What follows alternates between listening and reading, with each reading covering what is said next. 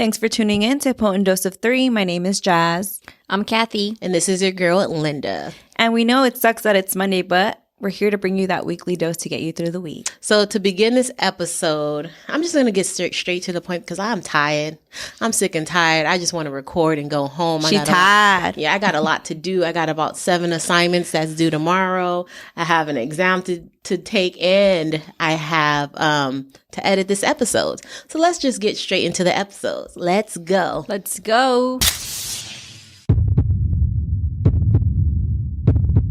Okay, guys. So I feel like we should give the listeners another update. I agree. What's going on. A lot's changed. Yes, a lot has happened. So which one of y'all want to go first? I can kind of go first. Okay. So we are making our way through the secondaries, and we've only submitted 17, but that's a lot. It's a lot. It sounds like a lot. It's a lot. It's a lot. Most people, I think, will submit about like 30. But we're not doing that because we don't have the money because it's expensive. How much is it? Well, if you have a fee waiver, right, which I do, they pay for 22 schools. I've submitted 17. So I'm planning on doing at least like 5 more. It is late in the game to kind of start submitting at this point. But some of the deadlines for some of the schools still have, like some of the deadlines are in January, I think, for the secondaries. Some of them are in December. Some of them are in November. But again, it's a rolling process, right? So the quicker you submit it, the quicker they review your application, and they can either offer you an interview or not. So the best thing to do is always to get ahead of the game and just do it before, and less away from the deadline. But so I still have 5 more free ones. So I'm thinking, you know what, Jasmine, just do it. Do 5 more schools. So that's where I'm at right now. Yeah. But the price of it after the fee waiver is $100, I think, per school. And then you have to pay for the secondaries, which could be anywhere from, I think, like $50 to $150 for secondary. So that could be anywhere from like $250 per school, which is crazy because everyone knows when, like, for medical school, you're not just applying to one school, you're applying to a lot of schools. I know, and that's one of the things I was thinking about. Like, pricey. That's one of the things I was thinking about. I was like, wow, like if I had just gotten off of, like, if I had just graduated, right, I wouldn't be in a financial position to just start applying. You know, and that's crazy because I got denied the fee waiver in the beginning. And I was like, wow, I don't think I would have been able to apply to even 17 schools had I not got the fee waiver. How did you even get denied? Was it like on your end? Apparently, my dad made too much money, but it's like, my dad doesn't support me anymore. You know, I do remember now.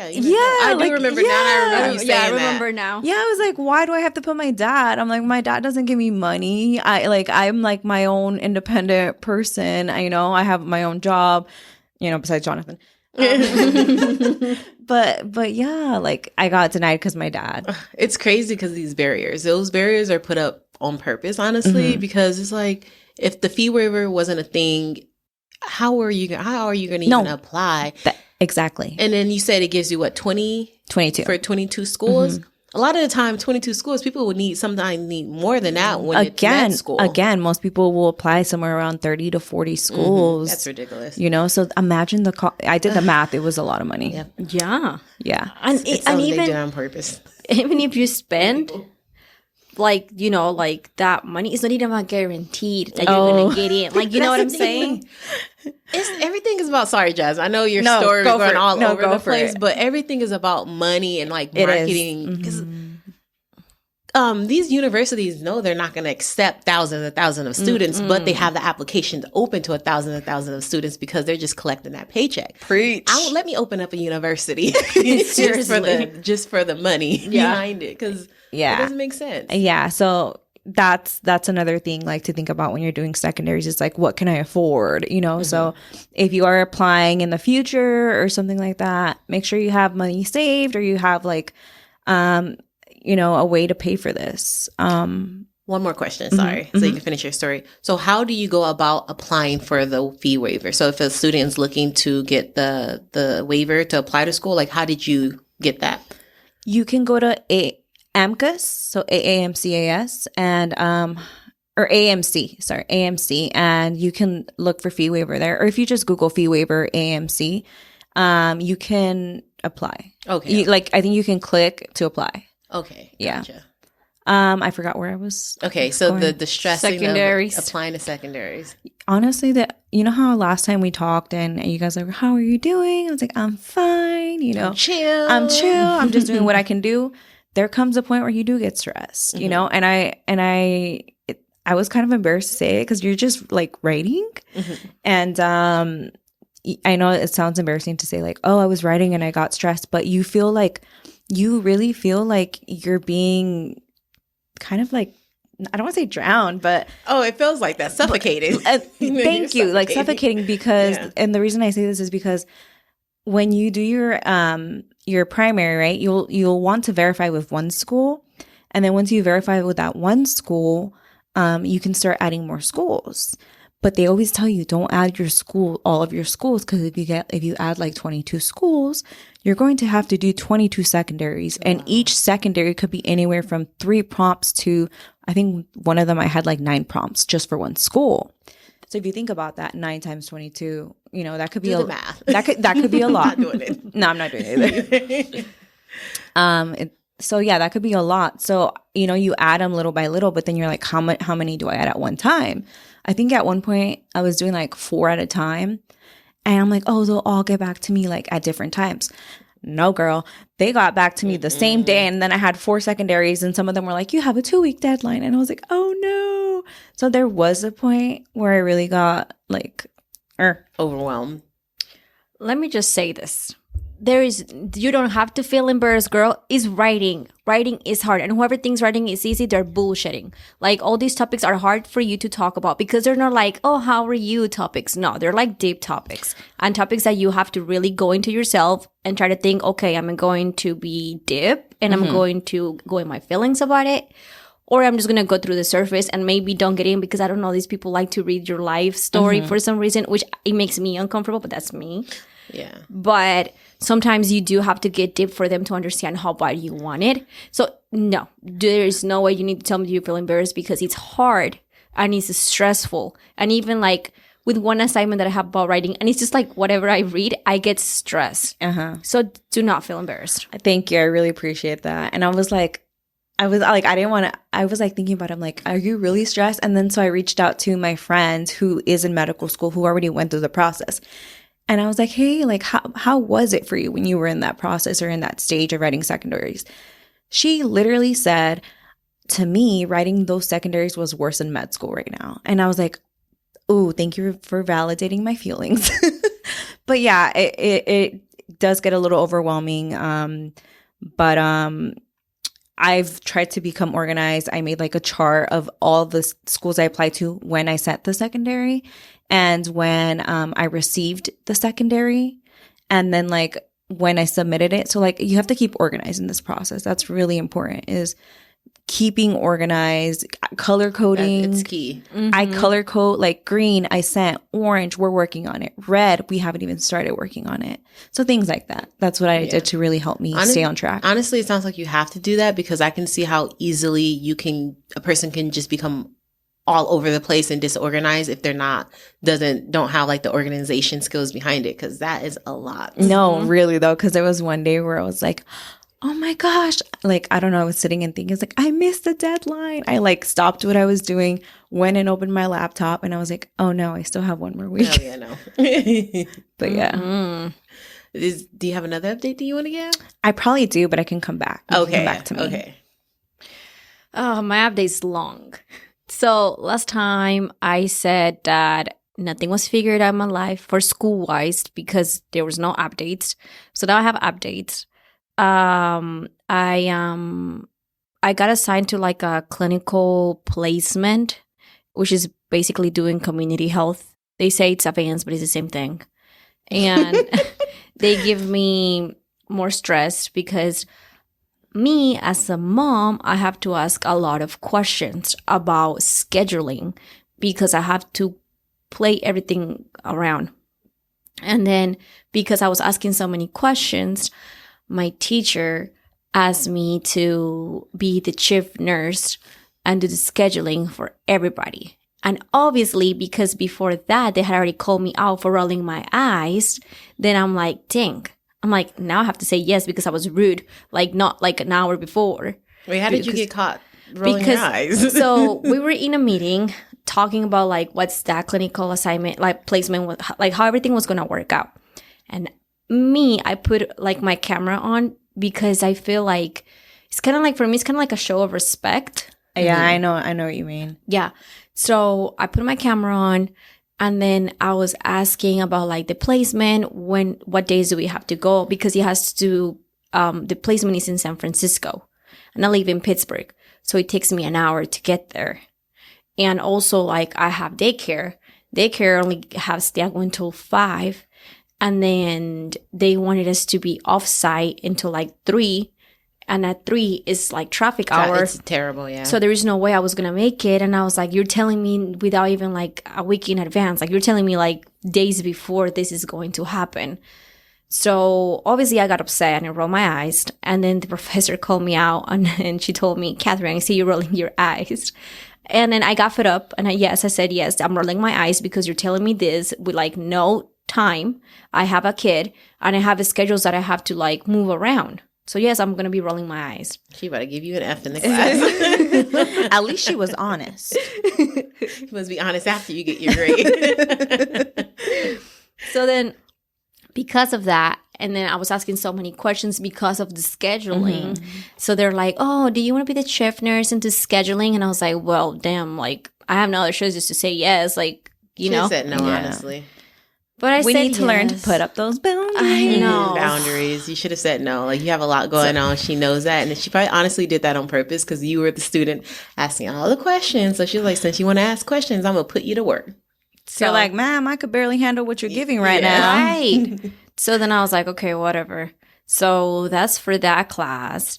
And then for my HESI, they already gave us a date. So that's something that I have to like less stress about because I was really stressing at the beginning.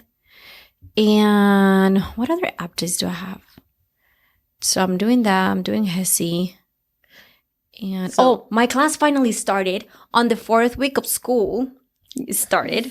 Finally. Yeah, finally. Honestly, I know you're over there complaining, but I would have taken it as like, oh, I don't got to start yet. Let me just relax and enjoy this time I have off. But I was stressing because I knew she was going to try to dump all this information. I agree. Yeah. That's when I would have stood up and like, woman. And then, girl, she already caught me rolling my eyes. You want me to go up to her and tell her? Oh, because it's the same teacher, by the way. Hey, like just asking for a friend.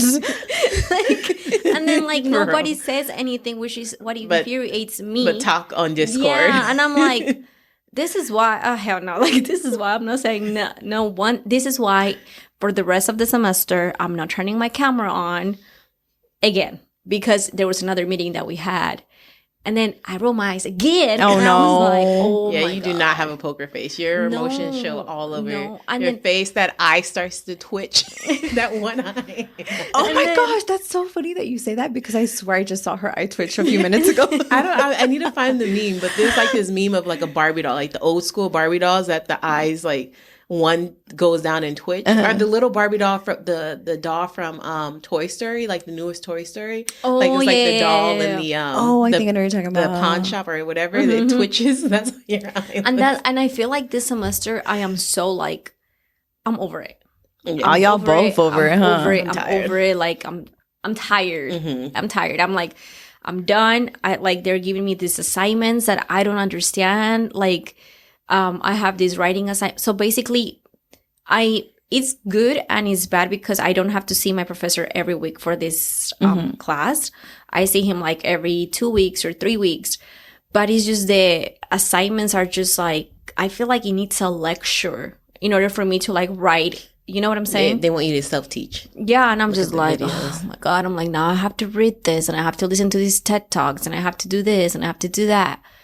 So, I'm over it. I'm tired. I just, and then the thing is like, I know I'm tired and I know it's not even, I'm not done with it yet. That's what I'm saying. Like, baby, you got a long way to go. I know. So that's why I'm like, I need to find, and then I think what has me kind of like over is the fact that this is the first semester that I'm not in a clinical like setting, like learning, like because that would like help me like hyped up. Okay. That Okay. makes I sense. know You're what not you in a mean. hospital. I know what you mean. Because there was a few times where like I wasn't volunteering, whether it was like they took, it was like a holiday. And so I skipped the week that I volunteered, or, you know, I didn't go into the hospital for a while.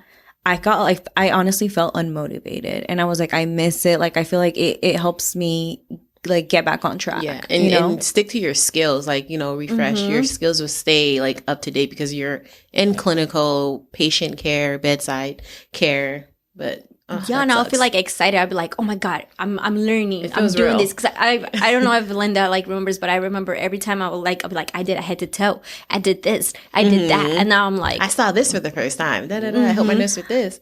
I think like when you're volunteering or you're like in clinical skills, or what, like when you're in that clinical setting, it kind of like puts being or working in healthcare again into perspective. And when you're not in that setting, you're like, what am I doing? What am I doing this for? So I can kind of see think why that's what it is. you lose like that motivation. And you start forgetting things too, because like for me, I'm more like hands on. And if I'm not doing it, it's like, okay, I learned it, but I'm not able to actually practice it. Yeah. So like I understand where you're coming from. And then like a lot of my classmates are like, "Oh yeah, I have a patient. I have 2 patients," and I'm like, Jealous, I have yeah. nothing. Yeah. I was like, I have nothing. You have students. Yeah, high school students. So how are your clinicals going so far? I know you're not in a hospital setting, but what exactly are you doing then?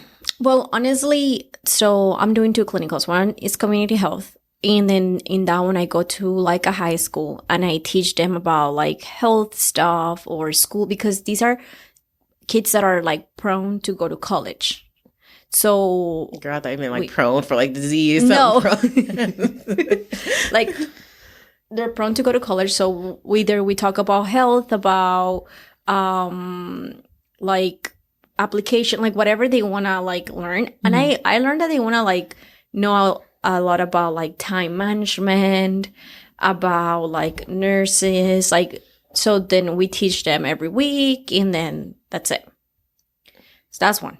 That's exciting though, like, because you can share what you've learned along the way with them. Yeah, that part is exciting. The other one, which was like the preceptorship. So because I was like, you know what? These people are not putting in the work, because I had initially signed myself up to go on site all the way to San Francisco once a week. But I only went once. And it just took that one time to see what I saw for me to be like, I'm not coming every week. What did you see? That was the same with me, because I actually had my community health clinical in San Francisco. So I had to get up early. I had to catch the bus. And it's like, it was a very learning experience for me. I don't want to say what I actually really want to say, because I'm not trying to get, cut or whatever, blacklisted or whatever. But cancel, there you go. That was the word I was trying to find. But it's a lot. Like literally every time I got off the BART and I had to walk to, like, we were near like the Tenderloin area. Like if people are familiar with San Francisco and the Bay Area, like, you know, like that area is like rough. So I remember like just like getting off the BART, walking past like feces, and it's like human feces, or walking past people like shooting drugs in their arm. And it's like, that's a lot. And I literally had to do that. I think I went either once a week or twice a week, I want to say. So it was definitely an eye opener.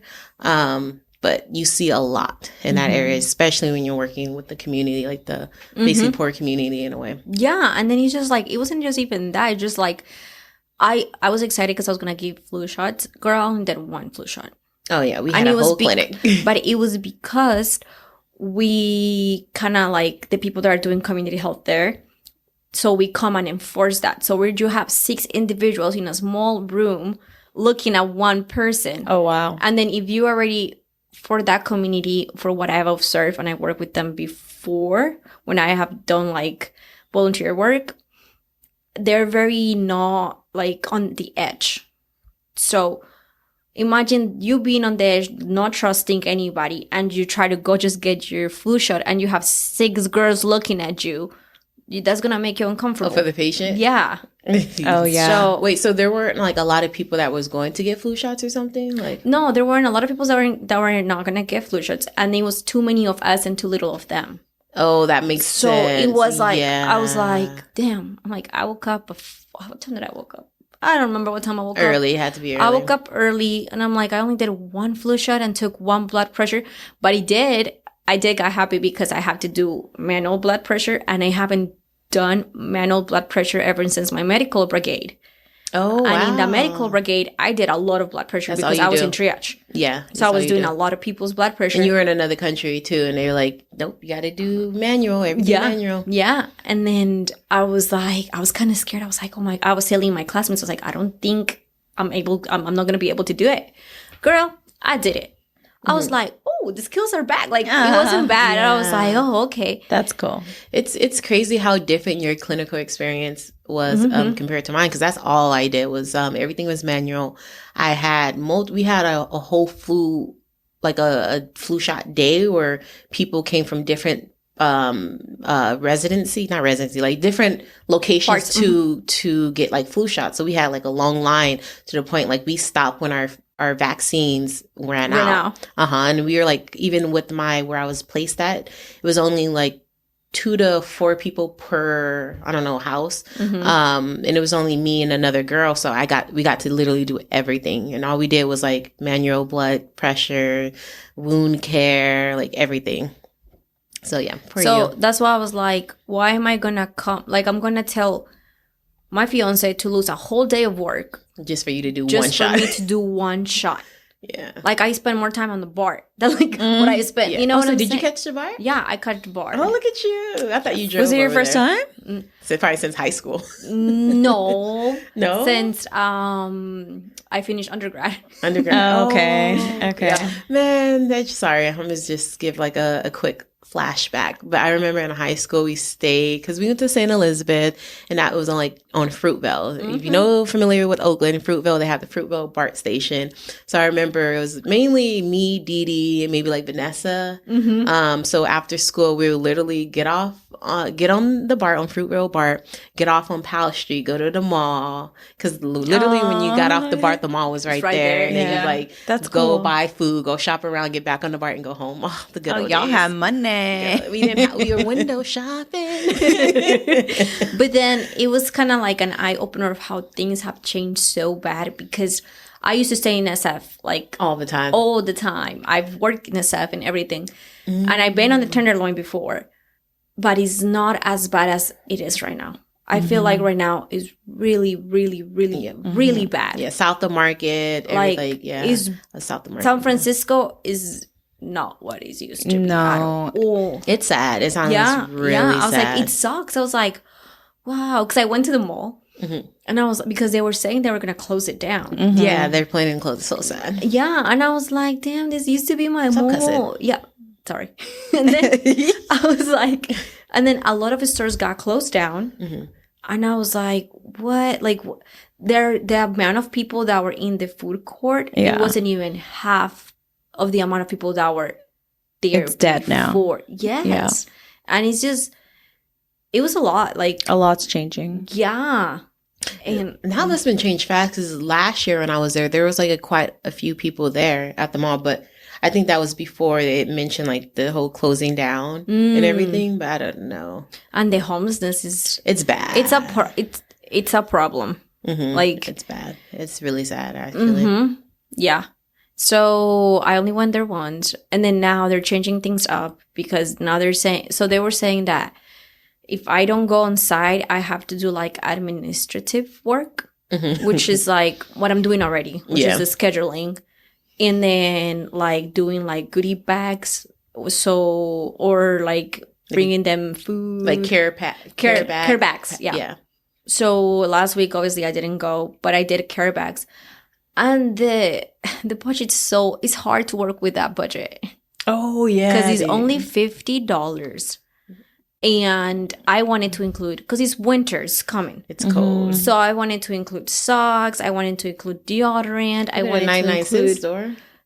The 99-cent store didn't have any. Well, by my You house. need to go to the right ones because there's some good Dollar Trees that have a lot. of good Pause. stuff. What if we do this as a group project, us three? For Like the cold. pass out. Yeah. We can. I'm down. Yeah, I used to do that before. With Okay, food. bye, But Kathy. it was food, and I didn't do it anymore Yeah. because of getting sued and etc. But anyways, yeah. What? Yeah, because like some people like I'm if confused. the What food happened? it's no If they get like it's food hard, poisoning yeah. or something, they can go back and sue you. Yeah. Da, da, da, da. That's why a lot of companies Stop. That's why they instead of throw giving food away, they throw it away. away. Yeah, that's what I and lock heard. the dumpster. And That's stuff. what I heard. Mhm. Yeah. Mm-hmm. It's tricky. You got Yeah. sued though? No. Oh. It was just like we stopped because we started thinking about what we were doing. I'm like, Yeah. I don't think they'll sue us. They maybe sue a bit because they wouldn't be able to find You me. can't find me. Yeah, they're not going to be finding me. But maybe if I own a restaurant or a big corporation. Yeah, and then I think they'll that's sue very me. different. Yeah, I think so. They're not going to sue us. Just one person. So then the care bags, I went to Walmart. I was like, okay, let's go to Walmart. See, you're going to expect Walmart is like the lower end of like stores, but Still Dollar up Tree. there. Yeah, Dollar Tree would have been your best bet. So then I at the end of the day, I put some of my money because I felt bad. Yeah, you didn't learn how to shop, Then honestly. and then I got them the nice socks. Do you guys knew that there's like socks that have like cushions? Yep. Mm-hmm. So I got them the cushion socks, and I got them toothbrushes with a little cup so they could like close it, and I got them toothpaste, and that was it. Look at you. I only did like 22, That's a lot. but I wanted to do more. Yeah. Next time, go to the Dollar Tree. And if you need help with when to go Yes, to. Linda, you can show us as when we do it together. Oh, yeah, because Jasmine really wants to do this. I do. I'll No, be I, down. I really do. I'm just trying to think of like where does that fit in my schedule, but I no, should not make time. now, Eventually. but like at the end of the month, or for Yeah, Christmas. how does it fit in my schedule? I'll make time. I don't want to sound selfish. I'll squeeze in some time here and there.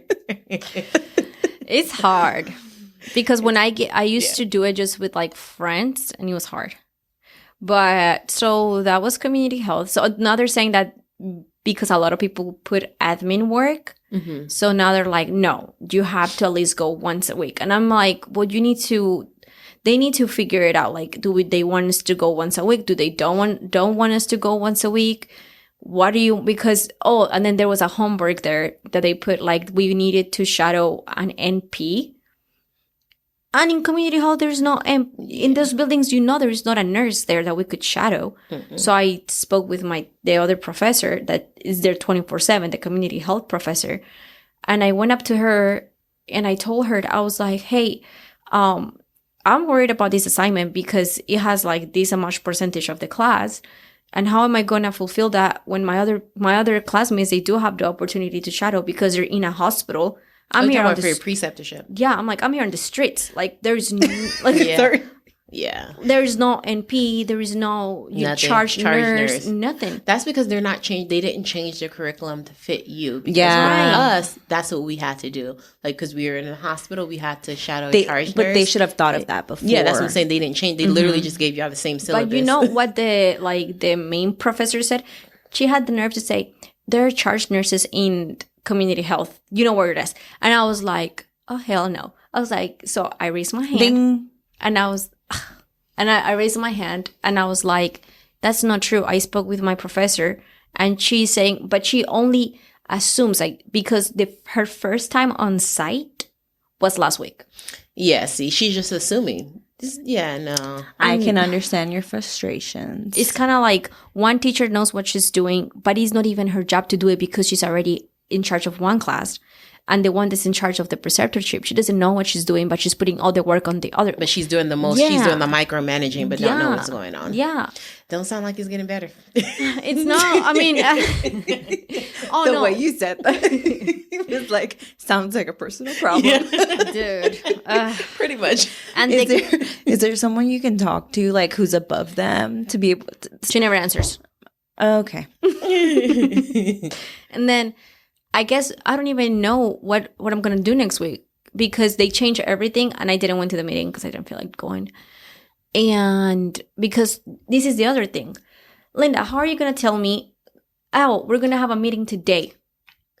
I told you. The Like- Hunger Games experience. I'm like, lady, I have things to do. Till you last minute, expect Tell you to me be there. exactly, and expect you to be there. And I'm like, you have to be kidding. And then she has the nerve to be like, don't stress out. What do you mean? Kathy's over there like, Yeah, what do you mean don't stress out? Yeah, like this Thursday, supposedly there was a meeting. I didn't find out until she canceled the meeting. Oh. And I was like, there was a meeting. Like, what? Like, Yeah, that's stressful, honestly. and then because they changed everything, and then that's another thing. let's pause that chisme right here and tune in next week for your dose. Don't forget to follow us on IG at a potent dose of 3. And then you can also email us at a potent dose of 3 at gmail.com. If there are any topics or any things you want to hear about, let us know. You can also follow me on IG at Linda the FNP. Bye. See ya.